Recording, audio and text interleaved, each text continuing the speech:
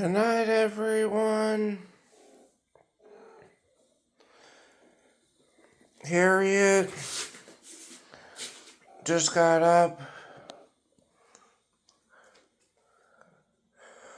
She'll relax somewhere, like on her chair or on some of my clothes or on the gray blue cat bed. And it looks like Richie's going to relax on my backpack right there on the ground.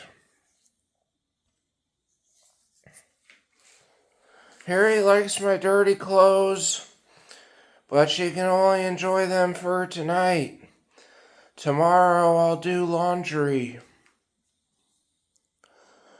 Anyway, tomorrow I'll also do a catwalk and maybe a movie review.